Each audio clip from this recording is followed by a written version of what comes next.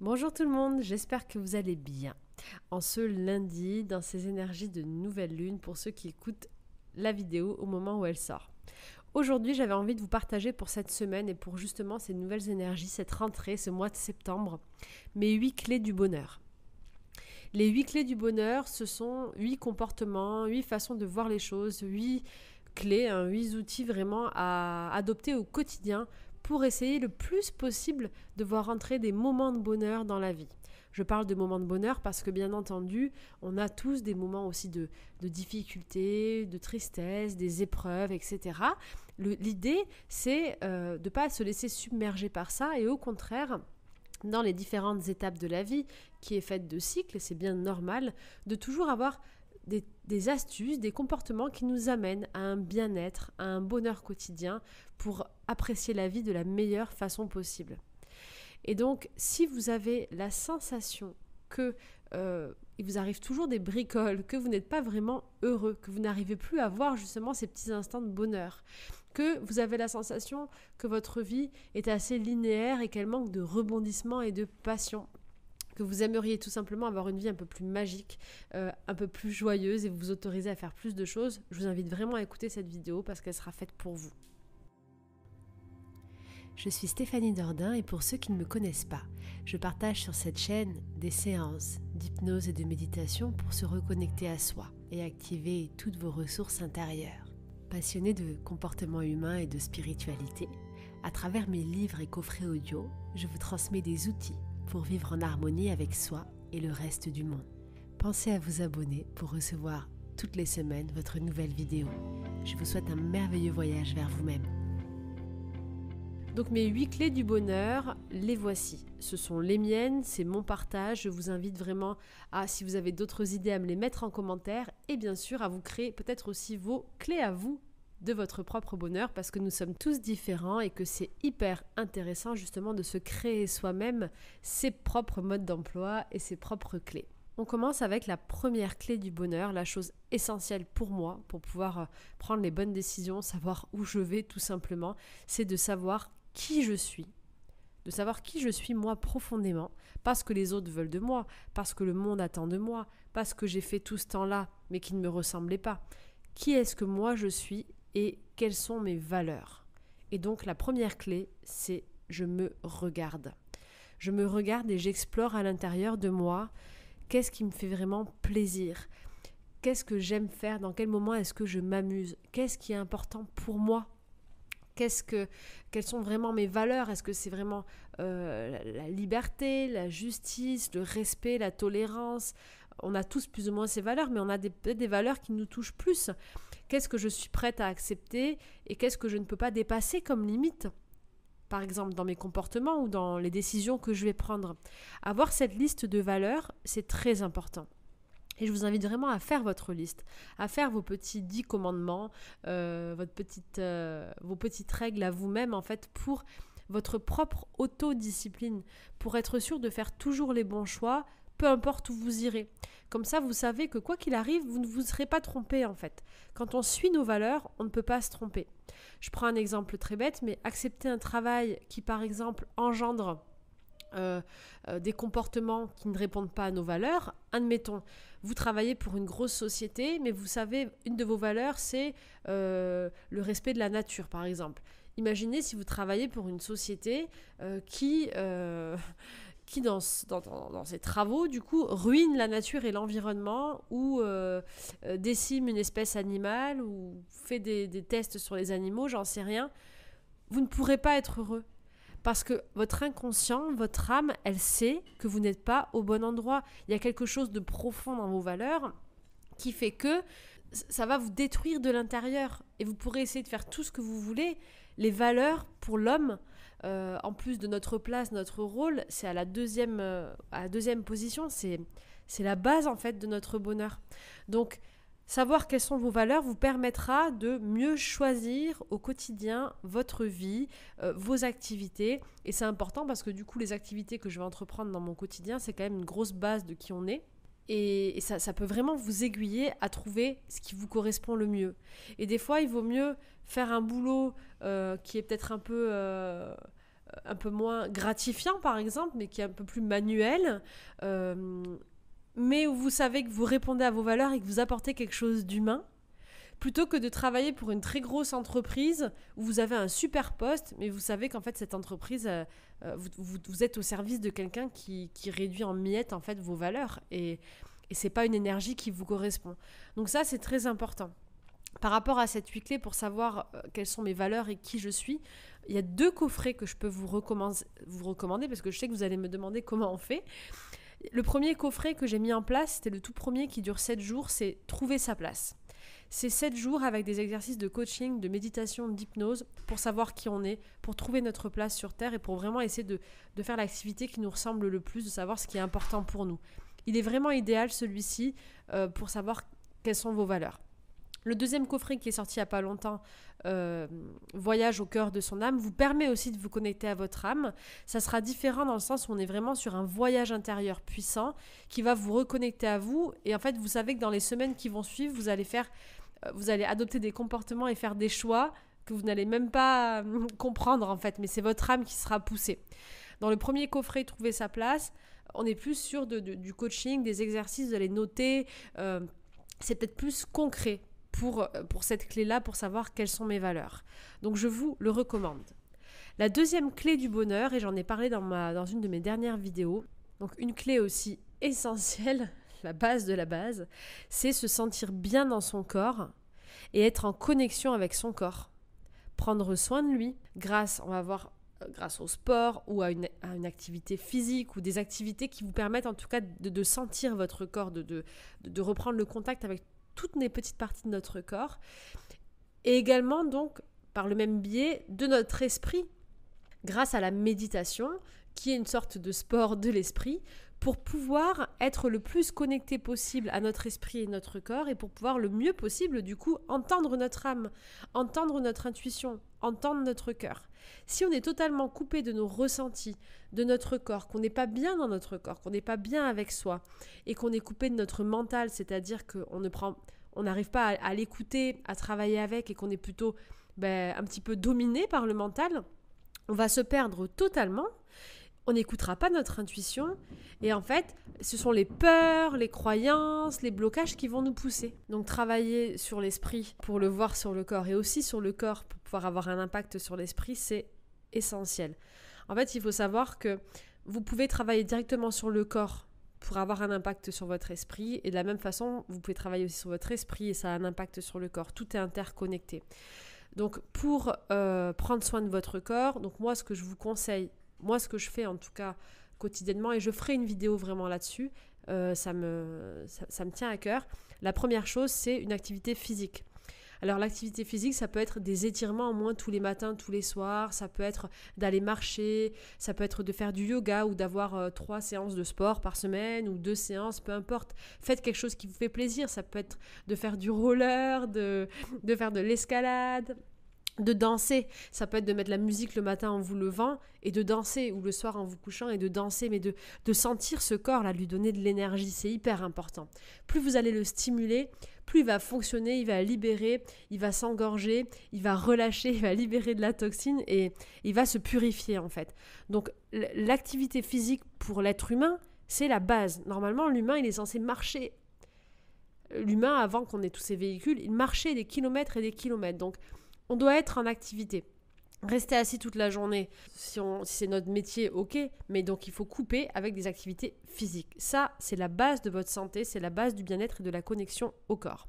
Pour ressentir ce corps aussi, vous pouvez opter pour des soins, par exemple, aller voir le kiné, aller voir des ostéos, vous faire masser, vous faire stimuler, travailler sur les températures corporelles, faire des bains froids, des bains de mer pour ceux qui ont la chance d'être à côté de l'eau. Tout ça, ça va être des très bons stimulants pour votre corps. Et le point aussi essentiel, ça va être tout simplement de donner une bonne énergie à votre corps parce que votre corps, il a besoin d'énergie pour fonctionner. Et donc, si j'ai une voiture qui tourne au gaz, par exemple, je ne vais pas lui mettre de l'essence dedans. Sinon, je vais la péter. Je vais péter le moteur. Et le corps, c'est pareil. Si je lui donne à manger des mauvais aliments, des choses néfastes, je vais l'engorger, je vais lui faire du mal et je vais créer des dysfonctionnements intérieurs. L'alimentation, c'est la clé de la santé. c'est la première étape pour prendre soin de son corps. Donc choisir une bonne alimentation, c'est essentiel. Et quand je dis bonne alimentation, alors là, je vous invite vraiment à prendre vos responsabilités et à faire des recherches, à écouter votre cœur, votre intuition, votre ressenti et à aller vraiment pousser des recherches sur ce qui est bon sur le corps, à faire des tests sur vous sur une semaine. Mais bien entendu, plus on va privilégier ce qui est vivant, des fruits et légumes locaux, des fruits et légumes sans pesticides et des produits naturels et frais, le plus vivant possible, donc les fruits et légumes crus aussi par exemple, on va optimiser notre énergie. Donc l'alimentation, c'est vraiment un lourd sujet. Aujourd'hui, on est trop conseillé par nos médecins qui ont un minimum d'heures de formation en nutrition, donc ils ne connaissent rien à la nutrition. Donc je vous invite vraiment à aller voir des nutritionnistes, des diététiciens, à aller voir des personnes spécialisées pour voir par rapport à votre corps ce qui est le mieux pour vous. Voilà, ça c'est très important. On est tous différents, on a tous des besoins différents. Un enfant ne va pas avoir les mêmes besoins qu'un adulte. Il faut voir déjà où vous en êtes aujourd'hui pour pouvoir rééquilibrer en tout cas votre alimentation. Voir où est-ce que vous vivez. L'environnement a un impact important sur le corps, si l'endroit est ensoleillé ou pas, en fonction des produits locaux que vous avez à disposition. Je crois vraiment que le corps s'adapte aussi et se façonne à son environnement, donc c'est important de travailler aussi en harmonie avec votre environnement pour tout ce qui est nutrition. Donc je vous invite vraiment à faire ce chemin-là. Je vais vous mettre en dessous. Moi, elle est à Bordeaux, hein, la mienne, mais choisissez quelqu'un qui vous inspire autour de chez vous. Mais ceux qui sont intéressés, je vous mets le contact de ma nutritionniste qui est spécialisée dans le végétal, pour ceux qui sont intéressés pour ça. Je vous ferai une autre vidéo où je vous parlerai de pourquoi le végétal, pourquoi le vivant. Et vous pouvez la contacter, elle fait des rendez-vous donc en ligne maintenant sur Zoom, sur Skype, elle fait tous les plannings, tous les calendriers, c'est hyper intéressant. Et en plus, elle utilise la même métaphore que moi de la voiture avec la carrosserie, le moteur et l'énergie qu'on met. Ça permet de facilement connaître les quantités, ce qu'on doit mettre dans les assiettes et mieux comprendre en fait le fonctionnement. Et je trouve qu'elle est géniale, donc je ne peux que vous la recommander. Donc ça, c'est l'alimentation pour le corps. Ensuite, on a l'esprit. Cette vidéo va être un peu longue. On n'est qu'à la deuxième clé, il y en a 8. Prendre soin de mon esprit. Et donc l'esprit, c'est l'écouter, mais aussi être capable de le calmer, de l'apaiser, de choisir où est-ce que je focalise mon attention, parce qu'on sait aujourd'hui que l'esprit, il a un impact puissant sur nos comportements, sur notre corps, sur ce qu'on crée autour de nous. Plus je vais penser, plus je vais répéter quelque chose, plus je vais l'engrammer dans mon inconscient et plus je vais le projeter autour de moi, donc le réaliser. Donc j'ai tout intérêt à contrôler cet esprit pour qu'il puisse diffuser le meilleur message pour moi et qu'il puisse créer autour de moi ce qui est bon pour moi. Et donc pour ça, la méditation, des pensées positives, des affirmations, de l'hypnose, peut-être voir des coachs aussi pour vraiment remettre en place notre mode de pensée. Et une fois de plus, pour ça, je pense que je propose assez de vidéos. Toutes les semaines, vous avez une nouvelle vidéo. J'ai exploré vraiment presque tous les thèmes sur ma chaîne et j'en mets encore toutes les semaines. Vous avez plein de séances, d'exercices, de thèmes pour travailler votre esprit, des affirmations positives, des techniques pour attirer l'abondance, pour guérir par rapport à l'amour, pour la chance, pour tout, pour la santé, la guérison. Vous avez tout sur ma chaîne. Enfin, je pense qu'il y a beaucoup de choses, je ne peux pas faire plus. Après, vous avez aussi donc les coffrets pour vraiment faire un travail plus approfondi sur 7 jours. Les coffrets, une fois que vous avez téléchargé, ils vous appartiennent, vous pouvez les réutiliser en illimité bien sûr. Et après, vous avez aussi sur YouTube et même des livres, des auteurs extraordinaires qui partagent des techniques, des modes de pensée, des outils. Je pense que partout dans le monde, on est différent et on peut trouver des petites astuces comme ça de méditation, de recontact avec son esprit qui sont extraordinaires. Donc pareil, suivez votre intuition, allez là où cela vous inspire. Si vous êtes sur ma chaîne, c'est que si vous écoutez cette vidéo, c'est que vous écoutez quand même mes séances. Donc c'est pour ça que je vous dis, il y a beaucoup de choses sur ma chaîne. J'ai essayé de faire un tri. Vous verrez qu'en dessous de la vidéo, j'ai mis, je vous explique les catégories de vidéos qui sont sur ma chaîne par rapport aux playlists. Ce qui fait que vous pouvez aller fouiner par rapport aux playlists. Il y a les vidéos du bien-être au quotidien, les vidéos de libération et guérison, les vidéos de connexion à l'âme, les vidéos d'abondance. J'ai tout trié, il y a même les vidéos pour les futures mamans pour préparer l'accouchement avec l'hypnose et pour les enfants. Donc vous pouvez aller vraiment chercher ce qui vous intéresse dans tous ces contenus. Donc le travail de l'esprit, c'est important. Alors pour ça, moi je recommande vraiment chaque jour d'avoir un petit moment avec soi. Vraiment d'avoir au moins ces 15-30 minutes par jour où on se connecte à notre esprit, on fait cette gymnastique intérieure. La troisième clé, bien sûr, j'en ai parlé la semaine dernière, vivre en suivant la magie, en suivant les signes. Être connecté à la magie de la vie, se laisser porter, suivre les synchronicités de l'univers vous permettra en tout cas d'amener un peu de magie dans votre vie et surtout de suivre le flux et de se laisser porter et guider un petit peu par l'environnement. Le fait de suivre la magie et les signes, ça implique d'avoir la foi et se laisser porter permet vraiment d'avoir une sorte de légèreté parce que là, c'est notre âme qui nous pousse. Et comme je l'avais expliqué dans la vidéo des signes et synchronicités et dans celle de la semaine dernière ou dans celle d'il y a 15 jours, les signes que vous voyez, c'est votre inconscient, votre âme qui les voit, qui capte des symboles qui sont importants pour elle, pour lui. Donc si vous voyez des signes, même si votre mental dit non, c'est pas un signe, si vous l'avez vu, c'est que votre âme vous dit si, c'est que votre âme a vu quelque chose. Donc en fait, suivre les signes et les synchronicités de l'univers, c'est suivre le message de son âme.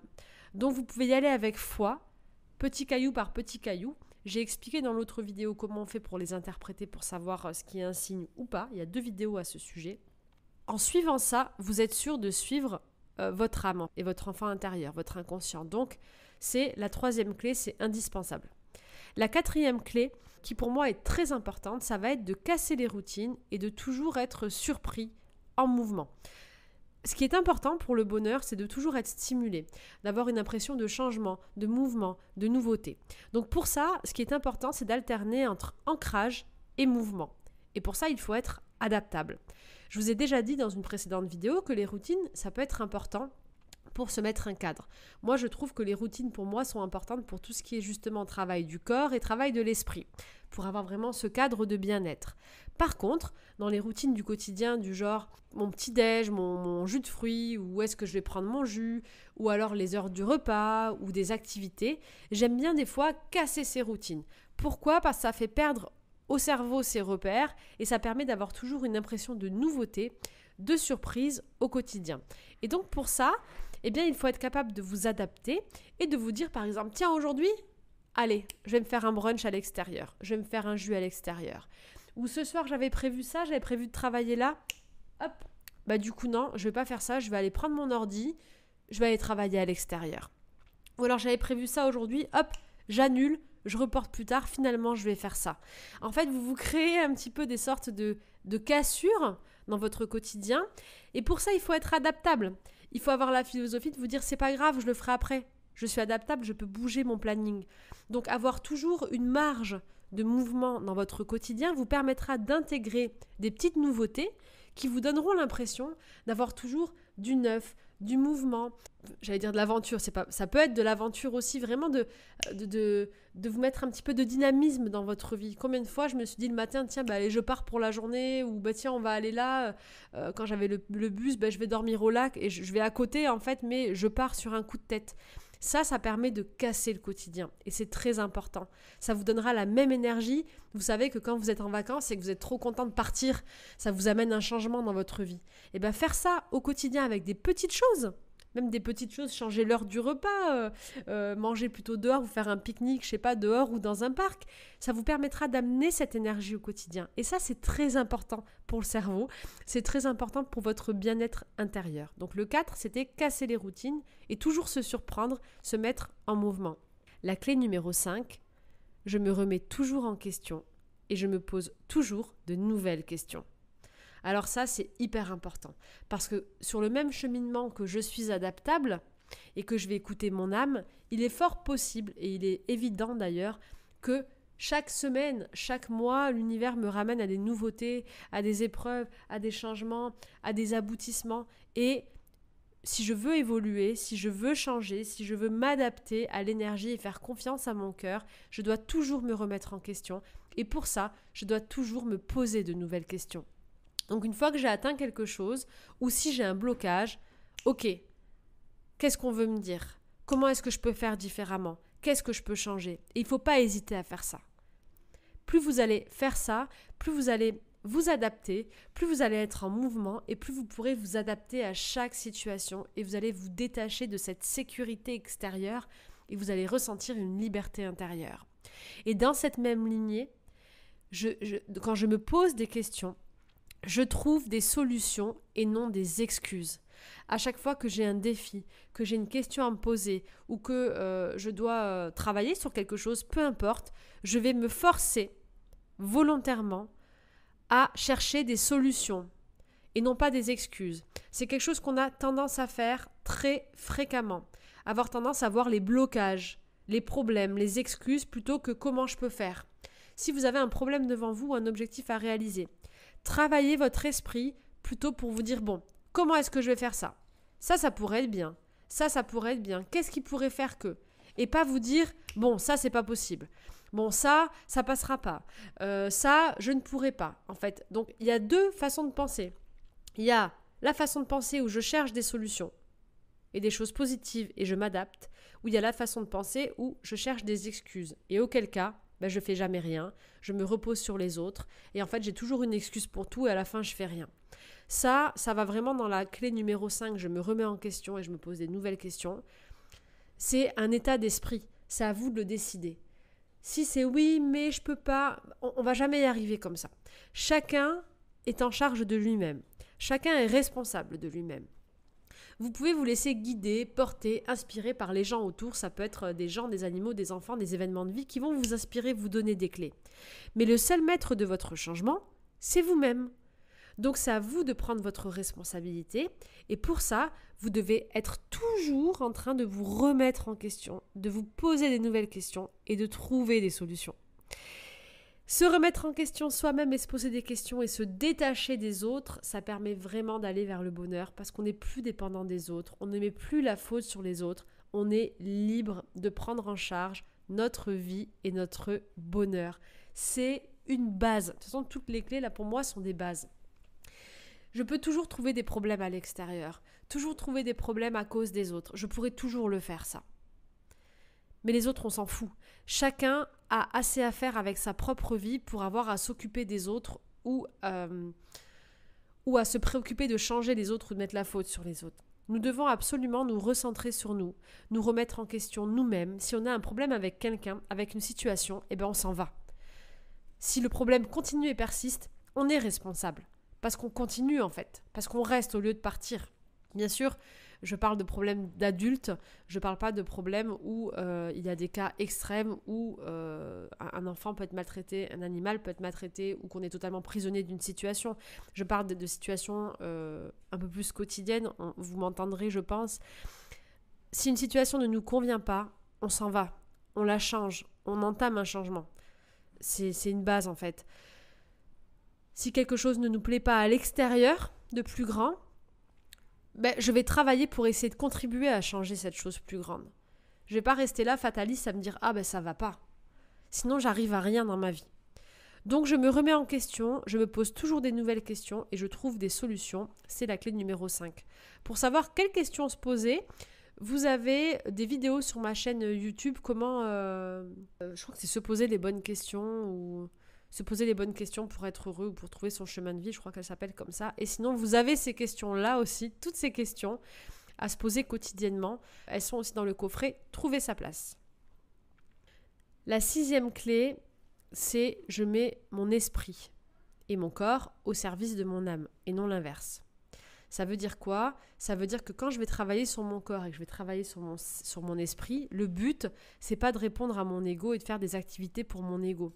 Le but, c'est de répondre à mon âme, c'est-à-dire d'écouter mon enfant intérieur et que tout ce travail que je vais faire, en fait, le but, il est de faire plaisir à mon enfant intérieur, de faire plaisir à mon âme. Donc, en gros, si je fais tout ce travail pour être heureux, c'est pour faire des activités qui me rendent heureuse, Et donc, mettre mon esprit au service de mon âme et non l'inverse, ça veut dire quoi ? Ça veut dire que au moins une fois par jour, je vais faire une activité qui fait plaisir à mon enfant intérieur. Je vais m'amuser. Je vais faire quelque chose qui me met en joie. Et je vais pas mettre mon âme au service de mon esprit en disant non, il faut que je travaille, il faut que je fasse ça, j'ai pas le temps. Ça, c'est mettre l'inverse, c'est mettre notre énergie au service du mental. Donc vraiment, se forcer, parce que je sais qu'au début, il faut se forcer. Quand on est pris dans une routine, quelque chose de très concret, c'est dur de se laisser de l'espace pour nous, de se laisser du temps et s'autoriser. Et donc, au début, il faut se forcer.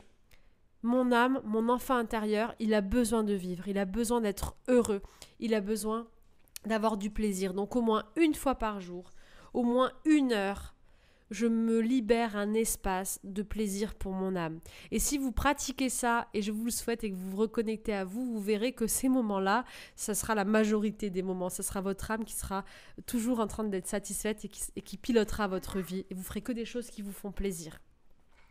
La 7e clé, c'est l'avant-dernière, c'est simplement aimer, s'aimer. Je sais que vous allez penser à « oui, mais j'ai envie d'être aimé aussi ». Ça arrive après en fait. Déjà, aimer les autres, aimer votre vie et vous aimer vous-même, c'est la clé de votre rayonnement qui va faire que les autres vont vous aimer, que vous allez attirer à vous de l'amour. Plus vous allez donner de l'amour, plus vous allez ressentir de l'amour pour les autres, plus ça va vous remplir. Je ne sais pas comment l'expliquer, mais pour ceux qui ont des enfants, des animaux, je trouve que c'est vraiment l'exemple le plus concret parce que je crois que les enfants, c'est les seuls êtres où on les aime. On n'attend rien en retour, en fait, on les aime tellement, ils nous remplissent d'amour en retour, on ressent cet amour, on comprend ce que c'est l'amour. C'est pas un amour où j'attends en retour, où je suis dépendant, où j'ai besoin de l'autre, c'est un amour total. Et le fait d'aimer me remplit d'amour moi-même, en fait. Et donc, aimer l'autre et s'aimer soi-même, apprendre à s'aimer, ça permet d'être rempli de cet amour, de rayonner et donc de vivre dans l'amour avec les autres. Ça, c'est la 7e clé. Et je crois vraiment qu'une vie sans amour, c'est juste pas possible. C'est la base même de l'énergie qui nous donne envie d'avancer, de partager, d'être en fait. Et ça, cet amour, ça peut être l'amour déjà de soi, tout simplement. La 8e clé, la dernière, eh bien, c'est simplement quelque chose que vous allez faire tout à fait naturellement quand vous serez heureux, ou vous devez déjà le faire d'ailleurs quand vous sentez que vous êtes rempli de bonheur, eh bien vous avez envie de partager, de rayonner ce bonheur. C'est quelque chose, je crois, qui est tout à fait naturel. Plus on est heureux, plus on a envie de le partager. Et je pense que c'est la 8e clé parce que quoi de plus beau, quoi de plus joyeux en tout cas que de redonner du bonheur et de transmettre et de diffuser sa joie et son bonheur aux autres pour leur permettre à leur tour d'être heureux. Et de la même façon que l'amour, eh bien en fait, plus je donne du bonheur aux autres, plus je partage mon bonheur, plus ça les remplit et plus ça me rend encore plus heureux en fait. Et le fait de voir que je permets aux autres d'être heureux ou heureuse, ben, ça me rend encore plus heureux, ça me fait vivre un bonheur extraordinaire. Donc la 8e clé, c'est vraiment ça, c'est simplement partager ce bonheur, rayonner. Et quand je dis partager, vous pouvez le faire de manière volontaire, de manière involontaire. Vous rayonnerez tout simplement. Et ça peut être aussi au quotidien, ça peut être d'être souriant, de dire bonjour aux gens, d'aider la personne qui est un petit peu en difficulté, mais de prendre ça avec plaisir. C'est tellement bon de sentir qu'on permet d'aider, qu'on rend les gens heureux. Ça nous remplit tellement de joie que ça fait partie des indispensables. Voilà pour les 8 clés. Je récapitule rapidement. La première, c'est savoir qui je suis, quelles sont mes valeurs. La deuxième, c'est sentir mon corps, prendre soin de mon corps et de mon esprit grâce à l'alimentation, le sport, la méditation. La troisième, c'est vivre en suivant la magie et les signes de l'univers. La quatrième, c'est simplement casser les routines et toujours se surprendre, mettre un peu de l'aventure et de la surprise dans notre vie. La cinquième, c'est que je me remets en question et je me pose toujours les bonnes questions, en accentuant le fait que je cherche des solutions et pas des excuses.